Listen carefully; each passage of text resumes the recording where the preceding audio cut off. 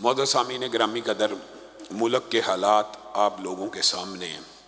آٹے کے حصول کے لیے جو بنیادی ضرورت کی چیز ہے، لمبی لمبی قطاریں آپ اپنی آنکھوں سے دیکھ رہے ہیں، اور ان قطاروں کے اندر جو مناظر پیش آ رہے ہیں وہ بھی بڑے المناک، جو بھی لفظ کہا جائے اس سے بھی زیادہ المناک ہیں کہ آٹے کی قطار میں لگا بندہ، روٹی کی بھوک میں پڑا بندہ قطار میں لگا ہوا ہے اور لوگوں کے قدموں کے نیچے آ کے مر گیا، روٹی نہ ملی مر گیا۔ وہ عورتیں جن کے بالوں کو آسمان کے سورج نے کبھی نہیں دیکھا، حجاب اور نقاب اور پردے اور برقعے کے عالم میں مردوں کے درمیان گھسی ہوئی ہیں آٹا لینے کے لیے۔ یہ ملک کے جو سنگین حالات ہیں، مجھے بتائیے اس کا ذمہ دار کون ہے؟ ہم نے کیا یہ ساری کی ساری ذمہ داری حکمرانوں کے اوپر ڈالنی ہے؟ میں اور آپ بھی اسی معاشرے اور سوسائٹی کا حصہ ہیں، آپ اور میں بھی اس المناک واقعے کے ذمہ دار ہیں، چاہے آپ مانیں یا نہ مانیں۔ آپ کے ووٹوں سے یہ لوگ منتخب ہوئے ہیں، آپ کے ووٹوں سے ہوئے ہیں۔ یہاں تو آپ انکار کر دیجئے ہمارے ووٹوں سے نہیں ہوئے، اور پھر حکمرانوں کا جو طرز عمل ہے وہ بڑا قبیح ہے، بڑا عجیب ہے۔ ایک الزام لگاتا ہے دوسرے پہ، پنجاب کی ذمہ داری نہیں جی، یہ وفاق کی ذمہ داری ہے۔ وہ کہتا ہے یہ ہمیں 37 کلومیٹر کا حاکم کہتے ہیں، یہ پنجاب کی ذمہ داری ہے۔ فلاں ترمیم میں خوراک کی جو ساری کی ساری فراہمی ہے وہ صوبے کی ذمہ داری ہے جی، گندم کا جو کوٹہ ہے جی وہ وفاق کی ذمہ داری ہے۔ ہر بندہ اپنی ذمہ داری دوسرے کے اوپر پھینک رہا ہے۔ عوام کس سے پوچھے؟ آٹے کا بحران پیدا ہوا کبھی کوئی کسی کے اوپر الزام لگا رہا ہے جی پنجاب بڑا بھائی ہے جی، بلوچستان میں آٹا پنجاب نے دینا ہے۔ دوسرا الزام لگا رہا ہے جی KPK کے اندر جو آٹا جاتا ہے وہ سارے کا سارا افغانستان سمگل کر دیا جاتا ہے۔ تیسرا کچھ اور الزام، ایک دوسرے کے گریبانوں کو پکڑا ہوا عوام کو بے وقوف بنانے کے لیے، اور عوام کو اتنا تنگ کر دیا ہے، عوام کا سارا سسٹم مہنگائی کو اتنا بڑھا دیا ہے۔ میں آپ کو ایک بات بتاؤں، کئی مرتبہ جو احتجاجی تحریکیں ہوتی ہیں وہ اس لیے بھی فیل ہوتی ہیں۔ احتجاج کیسے کرنا ہے؟ احتجاج کے لیے بھی عوام نہیں نکلنا ہے نا۔ عوام کو اگر میں اور آپ کال دیں نکلو احتجاج کے لیے، تو وہ کہتے ہیں جناب اگر ایک دن ہم آپ کے ساتھ احتجاج میں رہے تو کل کے دن تو ہمارے گھر میں فاقہ ہو جائے گا۔ گویا انقلاب کے لیے بھی ایک دن کی روٹی گھر میں ہونا تو ضروری ہے، تو بندہ نکلے گا نا۔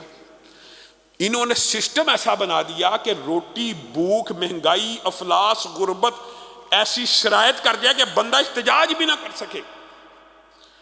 اور یہ اس ساری صورتحال کا ذمہ دار جی آپ سمجھتے ہیں صرف شہباز شریف، پرویز الہی، عمران خان ہے؟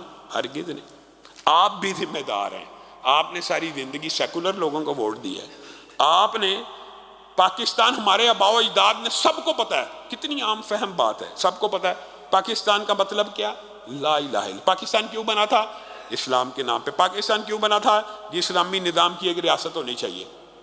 پاکستان کیا پل، ڈیم، یونیورسٹیاں بنانے کے لیے بنا تھا؟ ہاں یہ بنانی چاہیے، سڑکیں بنانے کے لیے بنا تھا، بنانی چاہیے، لیکن بنا اس لیے نہیں تھا۔ آپ نے اپنے بنیاد سے غداری کی ہے۔ آپ نے جس وجہ سے یہ وطن حاصل کیا، اللہ سے وعدہ کیا اسلام کی عملداری ہوگی، اللہ تعالیٰ نے زمین کا ٹکڑا دیا، پھر وہاں پہ حدود اللہ کو نافذ کرنے کی بجائے حدود اللہ سے نفرت ہے۔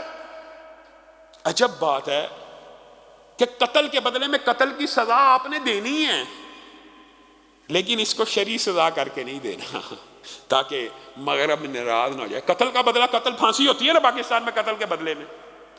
اے بے وقوفو، اگر اس قتل کے بدلے میں جو پھانسی دے رہے ہو اس کو شرعی سزا یا حدود اللہ کا لفظ کہہ کے نافذ کر دو، تو حدیث میں آتا ہے ایک حد اللہ کی زمین پہ قائم نہیں ہوتی، زمین سے و آسمان سے برکتیں نازل ہونا شروع ہو جاتی ہیں۔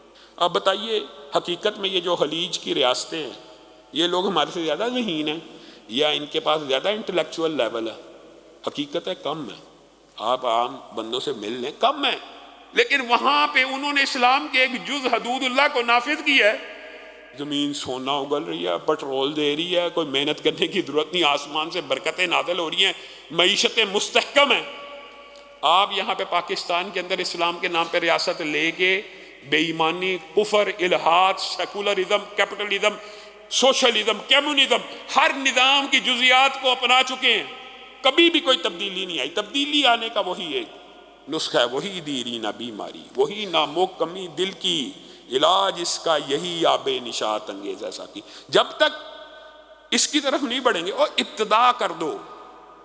ہم کوئی پاکستان کے خلاف ہیں, ہم کوئی حکومتوں کے خلاف ہیں؟ ہرگز نہیں.